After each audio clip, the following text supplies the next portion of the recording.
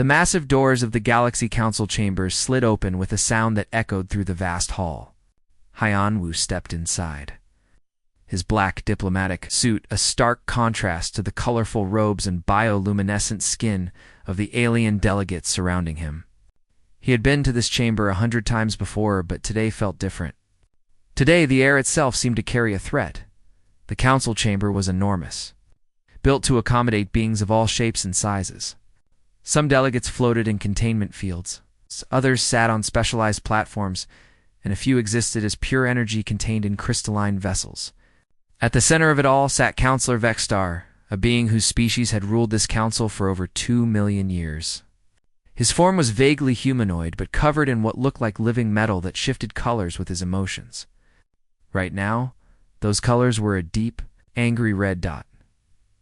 Haiyan walked to the center platform reserved for representatives under review. He had known this day would come. Earth had been watching, learning, and preparing for 3 years. The council didn't know that, of course. They thought humans were simple, emotional creatures who had stumbled into space travel by accident. Vexstar's voice boomed through the chamber, translated instantly into every language known to the galaxy. Ambassador Haiyan of Earth, you stand before this council to answer for your species' dangerous actions. In the past 200 years, your kind has achieved what takes civilized species thousands of years. This rapid advancement threatens the stability of our galaxy. Haiyan remained calm. He had practiced this moment many times. Counselor Vexstar, humanity is honored to stand before the Galaxy Council. We have come in peace and friendship. A ripple of what might have been laughter moved through the alien delegates. Chancellor Morith, a being that resembled flowing water held together by an invisible force, spoke next. Her voice was softer, almost gentle. Ambassador, we do not question your intentions. We question your capability to control your own advancement. Your species has a history of violence and conflict. Your planet has seen countless wars. Haiyan nodded slowly. We do not deny our past, Chancellor, but we have learned from it. Every mistake taught us something valuable. Every conflict showed us the importance of peace. Vexstar's color shifted to a deeper, more aggressive shade. Pretty words, human. But words mean nothing against facts. You achieved faster than light travel in just 2 centuries. It took my people 5,000 years. You developed quantum communications in 50 years. It took the Morthians 3,000. You are advancing too quickly, and fast advancement without wisdom leads to catastrophe. The council chamber filled with murmurs of agreement. Haiyan noticed that not all delegates seemed convinced, but most nodded along with Vexstar's words. The system had been in place for millions of years, and challenging it seemed impossible to most species. The Galaxy Council has reached a decision, Vexstar continued, his voice taking on a formal tone. Earth must surrender all military vessels and advanced weapons systems. You will accept permanent observer status in this council. You may watch, you may learn, but you will not vote and you will not develop new technologies without our approval. If you refuse, Earth will face complete economic isolation. No trade, no technology exchange, no diplomatic relations with any council member species. The words hung in the air like a death sentence. Haiyan felt his heart rate increase slightly, but his face remained perfectly calm. Years of diplomatic training served him well. He had expected exactly this ultimatum. In fact, Earth had been preparing for this precise scenario since they first detected the Council's surveillance network around their solar system. I understand the Council's position, Haiyan said carefully. This is a significant request that affects not just Earth's government, but every human being in our solar system and our colonies. I must request time to consult with my government and return with an official response. Vexstar leaned forward, his metallic surface gleaming under the chamber's strange light. You have 7 days, Ambassador. Return here with Earth's acceptance of these terms, or face the consequences. This council has maintained peace in the galaxy for 5 million years. We will not allow one young, aggressive species to threaten that peace. Haiyan bowed slightly, a gesture of respect that meant nothing and gave nothing away. 7 days. Earth will respond within that time. Turn to leave, walking with measured steps toward the massive doors. He could feel thousands of alien eyes watching him, judging him, perhaps pitying him. As soon as he was outside the chamber, Haiyan-Wu allowed himself a small smile. The council had played exactly as Earth's intelligence analysts had predicted. They were arrogant, convinced of their own superiority, and completely unaware of what humanity had been developing in secret. He moved quickly through the station's corridors, toward his private quarters. The moment he was inside and certain he was alone, he activated a small device hidden in his clothing. It was technology the council couldn't detect, a quantum communicator that bypassed every surveillance system they had. "Command, this is Haiyan-Wu. The ultimatum has been delivered exactly as predicted." A woman's voice responded immediately. G1, Earth's chief strategist and one of the most brilliant minds humanity had ever produced. "Copy that, Ambassador." "How much time did they give us?" 7 days. "More than enough time. Commander Darjung is already moving the fleet into position." "How did Vexstar seem?" Haiyan-Wu considered the question. "Confident. Too confident. He doesn't see us as a threat, just an annoyance to be controlled." Morith seemed more cautious, though. "She might be an ally if we play this right." "Could stay safe up there, Haiyan-Wu. The real show is about to begin." The communication ended, leaving Haiyan-Wu alone with his thoughts. He moved to the window of his quarters and looked out at the stars. Somewhere out there, Earth was preparing its response. The council expected submission or defiance. They would get neither. Humanity had learned long ago that the best way to win a game was to change the rules entirely. Back on Earth, in a facility buried deep beneath the surface, Gi-1 stood before a massive display showing the positions of every council fleet, every surveillance station, and every strategic asset the aliens had. Around her, dozens of analysts worked at incredible speed, coordinating with military commanders, scientists, and diplomats across human space. Commander Daejun appeared on her main screen. He was aboard the flagship of Earth's defense fleet, a vessel that incorporated technology the Council had never seen and couldn't imagine. "Strategic Command. This is Fleet Command. All vessels are ready. We can be at the waypoint station in 72 hours. Guan nodded. "Hold position for now, Commander. Let them think they have us cornered. The longer they believe they're in control, the better our plan works." In another part of the facility, a young woman named Sumin worked on the final calculations for Earth's secret weapon. She was Haiyan-Wu's daughter, though few people knew that. She had inherited her father's calm determination and added her own genius for engineering. The technology she had helped develop would change everything. Sumen looked at her calculations one more time and smiled. The council thought they understood physics, thought they had reached the limits of what was possible. They had stopped innovating millions of years ago, content with their place at the top of the galactic hierarchy. Humanity had only been in space for 2 centuries, but they had never stopped pushing boundaries, never stopped asking what if. The Galaxy Council had made a critical mistake. They had assumed that age meant wisdom and that tradition meant strength. They were about to learn what happens when you threaten a species that had clawed its way up from caves and jungles, that had survived ice ages and world wars, that had looked at the impossible and made it possible anyway. 7 days? In 7 days, the Council would gather to hear Earth's response. They expected surrender or bravado. Instead, they would witness something they hadn't seen in millions of years.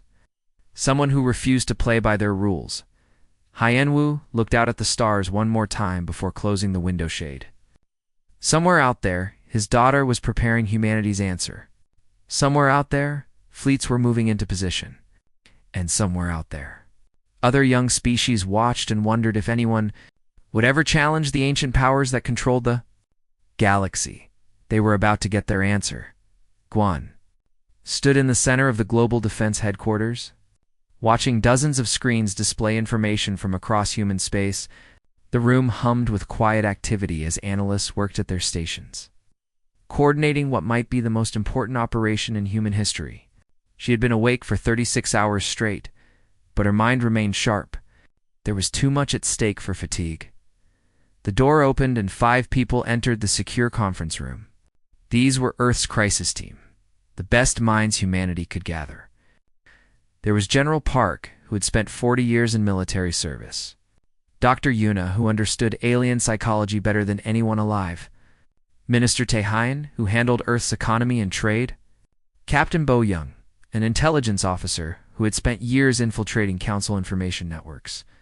And finally, Commander Dae-jung, appearing via hologram from his flagship. Gi-won didn't waste time with pleasantries. The Council has given us 7 days to surrender our sovereignty. We all knew this was coming. For 3 years, we've been preparing for exactly this moment. Now we execute. General Park spoke first, his voice carrying the weight of decades of experience. Our military is ready, but I need to say this clearly.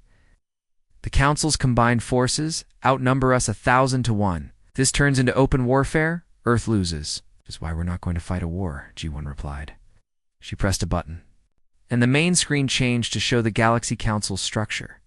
3 years ago, when we first detected their surveillance network around our solar system, we started investigating. What we found was fascinating. Dr. Yuna leaned forward, interested. The Council operates on a tier system. Every species is ranked based on how long they've been in space and what technologies they've developed. The older you are, the more power you have. Exactly, G1 continued. The system was created 5 million years ago after a massive war nearly destroyed the galaxy. The survivors wanted to prevent future conflicts, so they built this hierarchy. Slow, controlled progress. No surprises, no rapid advancement. Oh.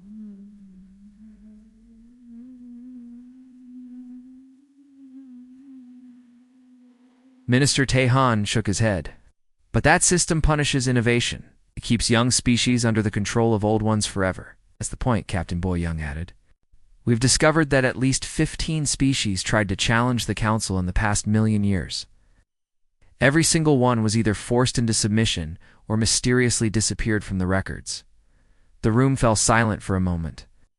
Commander Dae-jung's hologram flickered slightly as he spoke. So we're dealing with something worse than just an arrogant council. This is a system designed to crush anyone who threatens the established order. G1 nodded. But here's what they don't understand about humans. Every other species that challenged them did it the same way. Military threats, economic pressure, diplomatic maneuvering within the existing rules. They all played the Council's game and lost because the Council wrote the rules. So we changed the game, General Park said, understanding dawning in his eyes. We changed the game, G1 confirmed. Our strategy has 3 phases. First, we demonstrate technological capabilities they don't know we have. Second, we expose the Council's corruption and their hidden agenda. Third, we force a renegotiation on our terms, not through war, but through leverage. She pulled up a new display showing Earth's secret projects. For 3 years, while the Council was watching us, we've been developing technologies they can't detect. Quantum communications that bypass their monitoring. Defensive systems that make their weapons obsolete. Resource synthesis that makes their economic threats meaningless. Dr. Eunice smiled. You used their own arrogance against them. They assumed. We were too primitive to hide anything from their surveillance. They watch space, Captain Bo Young explained. They monitor communications. They track resource shipments. But they do it all using technology that's millions of years old. It's advanced, yes, but it's also predictable. We've built everything. Important underground, in facilities shielded by technology based on principles they never explored. Commander Dae-jung's expression was troubled. I understand the strategy, but I'm concerned about something. These civilizations have existed for millions of years. They've seen things we can't imagine. How do we know we're not walking into a trap? Juan had expected this question. That's a fair concern, Commander. But here's what we've learned about the Council. They've been in power so long that they've become rigid. They follow protocols that are millions of years old. They don't innovate because they don't need to, or so they think. She brought up a comparison chart. Look at this. When the Council species develop technology, they follow a strict linear path. First this discovery, then that one, each building on the last, in a predictable sequence. It takes them thousands of years, but it's safe and controlled. And humans? General Park asked. We're chaos, Ji-won said with a slight smile. We try everything at once. We fail constantly. We make intuitive leaps that don't follow logical progressions. We combine ideas from art and science and philosophy. It's messy and inefficient, but it leads to breakthroughs they never see coming. Minister Tae-hein pulled up financial data. Case in point, our resource synthesis technology. The council spent millions of years perfecting mining and refinement. We looked at the problem differently and figured out how to rearrange matter at the quantum level. We skipped 10,000 years of their development path, which terrifies them, Dr. Yuna added. From their perspective, we're breaking the rules of reality itself. They don't understand that there are no rules, just limitations they've accepted as permanent. GI-1 moved to a display showing Earth's fleet positions. Commander Daedrung, your fleet will move to Waypoint Station in 3 days. Not to attack, but to demonstrate. We need the Council and every species watching to see what human technology can really do. Daedrung nodded slowly. A show of force without actual force.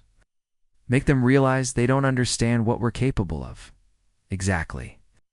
Meanwhile, Captain, Bao-young will release the information we've gathered about the Council's corruption. Not all at once, we'll time it to cause maximum impact during the negotiations. Captain Bao-young looked pleased. I've been preparing data packages for weeks.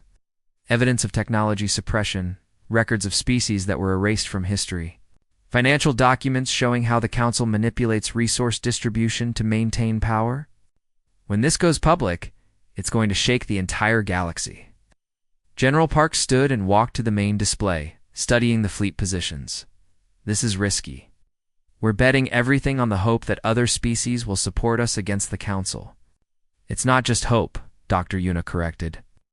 We've been building quiet alliances for 2 years. There are dozens of species that resent the Council's control but fear acting alone. If Earth stands up first, they'll follow. Ji-won felt her communication device vibrate. She checked it quickly and smiled. Ambassador Hyun-woo just confirmed that Vexstar is behaving exactly as we predicted, arrogant and overconfident. Chancellor Morith seems more cautious, which means she might be reasonable. Or more dangerous, General Park warned. The smart enemies are always more difficult than the arrogant ones. True, Gi-won agreed. But we're not trying to make enemies. We're trying to force a corrupt system to reform. If Morith is smart, she'll see that change is coming, whether the Council wants it or not. The question is whether they adapt or get swept away. Commander Daejong's hologram straightened. My people are ready. Most of them are young, born after Earth reached the stars. They don't see why we should bow to civilizations that judge us for being new to space. Minister Tae-hein brought up economic projections. If this works, the changes will be massive. Right now, the Council controls all major trade routes and resource distribution. If we break their monopoly, hundreds of species will benefit. And if it doesn't work? General Park asked the question everyone was thinking. Ji-won met his eyes steadily. If it doesn't work, Earth becomes isolated. We'll survive. We have the technology and resources for that. But we'll have failed. Every other young species that's hoping someone will finally challenge the system? The room was quiet for a moment. Then Captain Bao-young spoke, her voice firm. My grandmother used to tell me a story. She said humanity survived ice ages and plagues and wars because we refused to accept that anything was impossible. Other species adapt to their environment. Humans adapt their environment to themselves. That's what makes us dangerous, Dr. Yuna added. And that's what makes us valuable. The galaxy has been stagnant for millions of years. They need someone to shake things up. Ji-won looked at each member of her team. We have 4 days before the fleet reaches Waypoint Station. 4 days before we demonstrate what Earth can really do. In that time, I need everyone at their best. General Park, make sure our defensive networks are online. Dr. Yuna, prepare psychological profiles on all key council members. Minister Tae-hein, ready our economic independence protocols. Captain Bao-young finalized the data release schedule. She turned to Commander Daejong's hologram. Commander, your job is the most visible. When you arrive at Waypoint Station, the entire galaxy will be watching. Show them what human innovation looks like. Daejun saluted. We won't let Earth down. As the team dispersed to their tasks, Ji-won remained in the command center looking at the star map. Somewhere out there, Haiyan Wu was alone on an alien station, representing all of humanity. Somewhere out there, Su Min was putting final touches on technology that could change everything. And somewhere out there, millions of young species watched the old powers and wondered if freedom was possible. Guan pulled up a private message to Haiyan Wu. She typed quickly, "The pieces are in motion. For days until the demonstration. Stay safe." His reply came back almost instantly. "The Council thinks they're predators and we're prey. They're about to learn that humans are neither. We're the ones who changed the rules." Juan smiled and closed the communication. The Galaxy Council had existed for 5 million years. In 4 days, Earth would show them why age doesn't always mean wisdom, and why the newest voice sometimes has the most important things to say. The chaos in the Galaxy Council chambers continued for nearly an hour. Delegates argued, accused, and demanded explanations. Vexstar tried repeatedly to restore order, but his authority had been damaged. For the first time in millions of years, Council members were openly questioning the system's legitimacy. Finally, Chancellor Morith called for a recess. This session is suspended for 12 hours. All delegates will review the information provided by Earth and prepare questions for Ambassador Haiyan Wu. We will reconvene to discuss these serious allegations. As the chamber emptied, Morith approached Haiyan Wu privately. Her liquid form seemed troubled, colors shifting in patterns that suggested deep concern. "Ambassador, I request a private meeting. There are things you need to understand about the Council's history." Haiyan Wu agreed, and 30 minutes later, they sat alone in a secured conference room. The chamber was designed to block all forms of surveillance, ironically using technology far older than humanity itself. Morith spoke first, her voice heavy with something that might have been regret. "You believe the Council is simply corrupt and power-hungry. The truth is more complicated than that." "I'm listening," Haiyan Wu said, genuinely curious. Morith's form rippled as she seemed to gather her thoughts. 5 million years ago, the galaxy was very different. There were 2 ancient civilizations, far more advanced than anything we have today. They were called the Architects and the Weavers. We don't know what they argued about, what sparked their conflict. We only know that their war nearly destroyed everything. She displayed holographic images of dead worlds, shattered solar systems, entire sectors of space left lifeless. They had weapons that could destroy suns, devices that tore holes in reality itself. The war lasted 3,000 years. By the time it ended, both civilizations were gone, and hundreds of younger species had been wiped out as collateral damage. Haiyan Wu studied the images silently. The destruction was almost incomprehensible. Survivors, Morith continued, gathered together and made a choice. They decided that such a war must never happen again. So they created the Galaxy Council with a single purpose: prevent any species from ever becoming as powerful as the Architects or Weavers had been. By controlling technological advancement, Haiyan Wu said. Understanding, dawning. Exactly. The Council doesn't suppress innovation out of greed or corruption. We do it out of fear. Justified fear based on witnessing nearly total extinction. Haiyan Wu leaned forward. "But Chancellor, there's a critical difference you're missing. Those ancient civilizations fought for domination. Humanity isn't seeking that. We want cooperation." "That's what every young, aggressive species says," Morith replied, not unkindly. "The Architects themselves began as peaceful explorers. The Weavers started as traders and diplomats. Power corrupts, Ambassador. It happens slowly, over centuries and millennia, but it always happens." Haiyan Wu shook his head. "Then your system is based on a fundamental misunderstanding of the problem. You're trying to prevent war by preventing growth. But stagnation breeds resentment, and resentment eventually leads to the very conflict you're trying to avoid." He pulled up his own data display showing human history. "Chancellor, look at Earth's past. We fought devastating wars. But do you know what finally brought us together? Not control or suppression. It was facing challenges that required cooperation. When we reached for the stars, old enemies became partners because we all wanted the same thing, to survive and grow." "A nice story," Morith said, "but individual species' histories don't matter.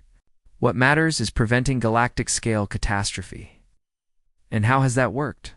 Hyanwu challenged. You showed me images of species that were retired or disappeared. How many civilizations has the Council destroyed to maintain this peace? Isn't that a form of war itself? Morith had no answer to that. Back on Earth, Juan was coordinating with her team when Captain Boyoung burst into the command center, her face urgent.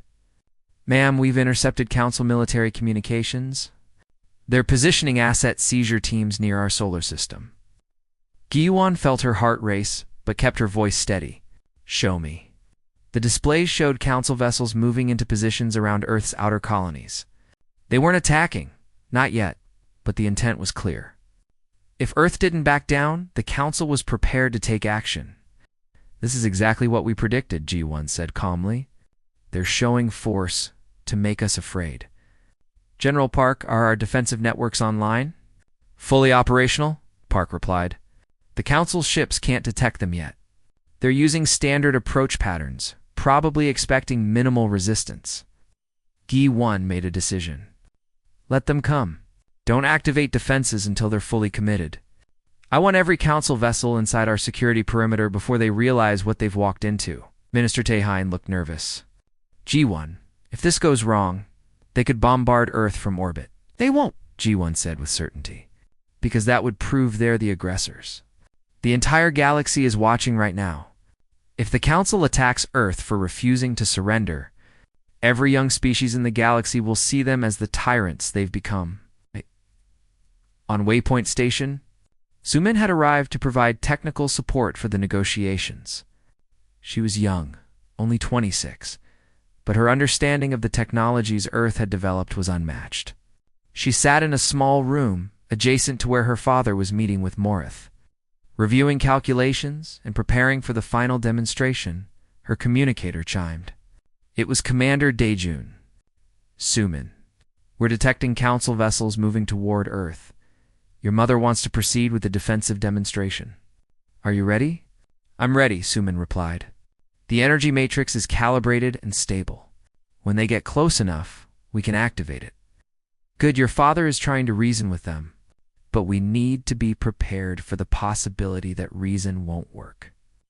Sumin looked at her screens showing the Council fleet positions. She thought about the people on Earth, her friends and colleagues, who were counting on this plan to work. Commander, do you think we're doing the right thing? Challenging a system that's maintained peace for 5 million years? Dajong was quiet for a moment. I think peace maintained through fear and control isn't really peace. My grandmother lived through Earth's unification wars. She always said the hardest thing about building true peace is accepting that others have the freedom to make their own choices.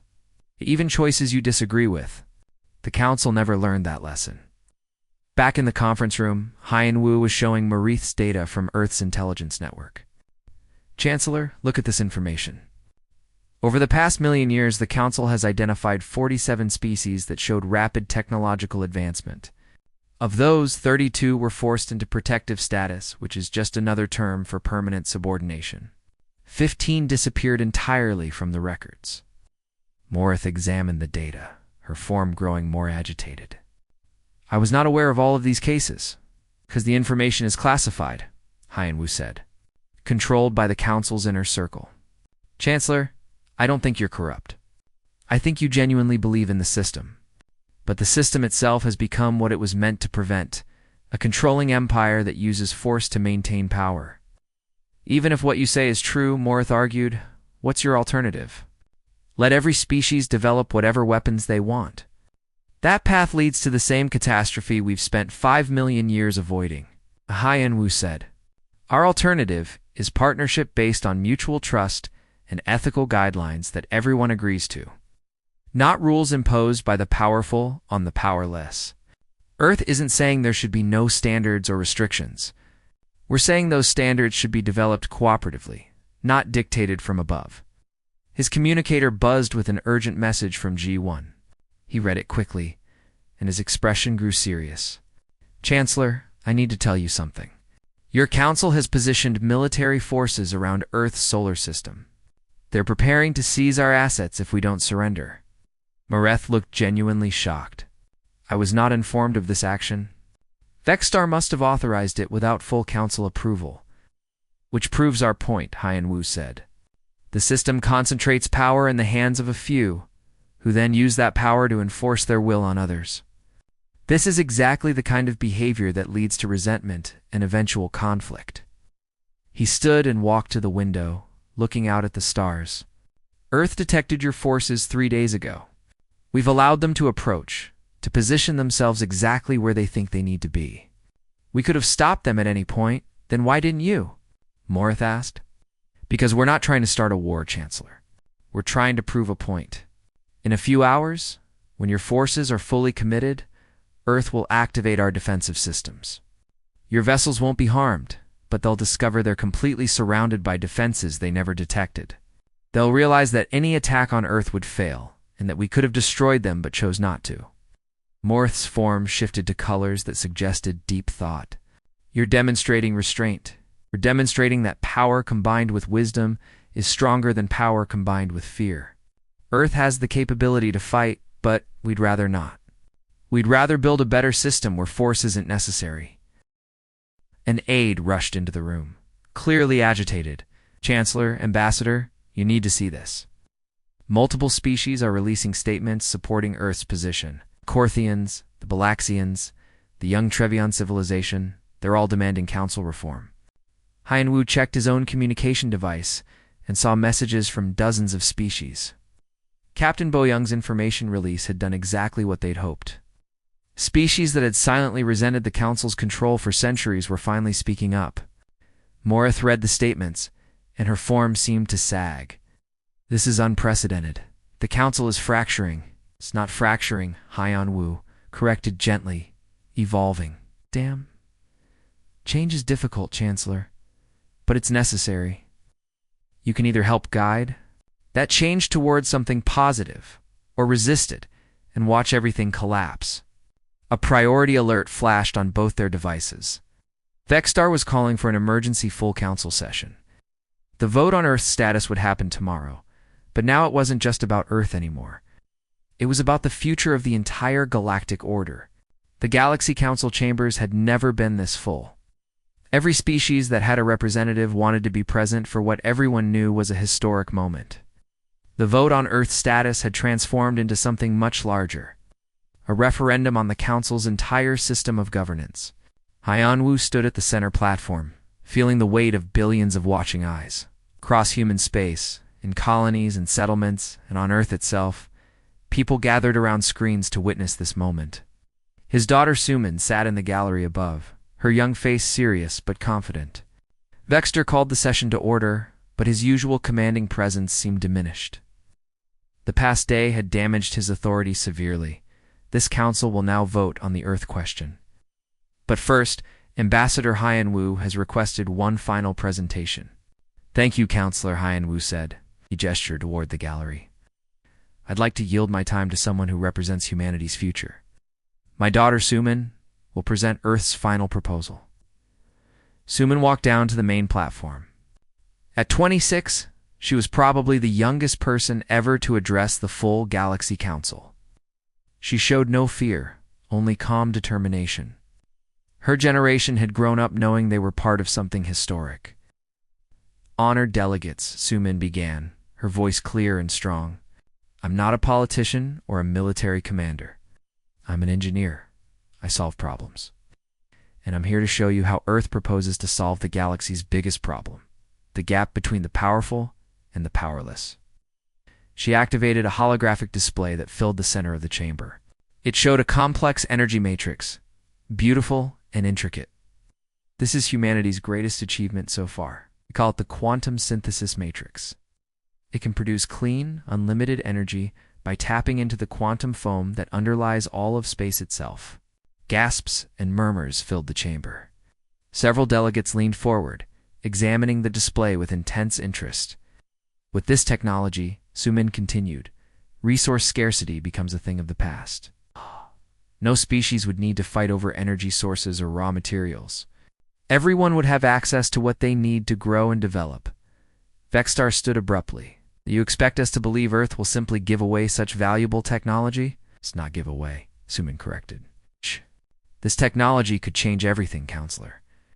but it requires a level of cooperation that the current system doesn't allow. She pulled up a new display showing the Council's asset seizure forces around Earth. Speaking of the current system, your military vessels have been surrounding Earth for the past 6 hours. They believe they're in attack positions. What they don't realize is that our defensive network has been surrounding them the entire time. She pressed a button, and new data appeared on the screens throughout the chamber. It showed Earth's defensive systems, previously invisible to Council sensors, now clearly mapped around every single Council vessel. "We could have stopped your forces from approaching," Sumin said. "We could have destroyed them easily. We chose not to because Earth isn't interested in warfare. We're interested in proving that we can defend ourselves while still choosing peace." Commander Dayung appeared as a hologram beside Sumin. All Council vessels near Earth have been peacefully escorted to neutral positions. No shots were fired, no damage was done. We have demonstrated both capability and restraint. The chamber erupted in voices. Some delegates looked angry, others impressed, and many simply confused. Chancellor Morith raised her hand for quiet. "Ambassador Hyenwu, your daughter speaks of sharing revolutionary technology, but such sharing requires trust. Why should we trust a species we've known for less than 2 centuries? Hyenwu stepped forward beside his daughter. "Chancellor, trust isn't built through age or force. It's built through actions. Earth has been threatened, surveilled, and now nearly attacked. Despite all this, we haven't responded with violence. We've responded with an offer of partnership." He looked around the chamber at the hundreds of species represented. Every civilization here started somewhere. You all had a first day in space, a first contact with another species, a first moment of joining something larger than yourselves. The Council's current system says that day doesn't matter as much as how long ago it happened. We say that's wrong. Sumin brought up a new proposal on the displays. Earth proposes a reformed council based on contribution rather than age. Species that develop new technologies that help solve galactic problems, that work toward common good, they earn full representation regardless of how long they've been spacefaring. Merit matters more than history. A delegate from the Korthian species stood. "I support this proposal. My people have been council members for 60,000 years, but we're still classified as junior members. We've contributed valuable research and resources, but we're told we must wait another 40,000 years for full voting rights. This system doesn't reward contribution. It only rewards survival." Ta-da! Another delegate stood, this one from a species Hanwu didn't recognize. The Balaxian Union also supports reform. "We were threatened with forced relocation 20 years ago because our technology advanced too quickly. We stayed silent out of fear, but Earth has shown us that silence only enables oppression." More species began standing, voicing support for change. Hyenwu watched as the movement grew, exactly as G1 had predicted. One species standing alone could be crushed. Dozens standing together could not be ignored. Vextor's surface blazed red with fury. "This is chaos. System has maintained peace for 5 million years. You would throw that away for promises from a species barely out of its infancy?" Morith said quietly, surprising everyone by contradicting Vextor publicly. "We would throw away a system that has ossified into something it was never meant to be." She stood and addressed the full chamber. "I am one of the oldest beings in this room. I remember when the Council was founded, when we all swore to prevent another catastrophic war. But somewhere along the way, we stopped preventing war and started preventing progress. We became so afraid of change that we made change itself the enemy." Her liquid form seemed to solidify slightly as she continued. "The humans are right about one thing: our peace is based on control, not cooperation. We've avoided war, yes, but we've done it by crushing anyone who might challenge us. That's not peace. It's just successful oppression." Vextor looked betrayed. "Chancellor, you would side with these newcomers against your own people?" "I'm siding with what's right," Morith replied. "The humans didn't start this reform movement. They simply gave voice to resentment that's been building for millennia. If we continue on the current path, that resentment will eventually explode into the very war we're trying to prevent." She turned to Hanwu. "I support the proposal for merit-based membership, but I have conditions.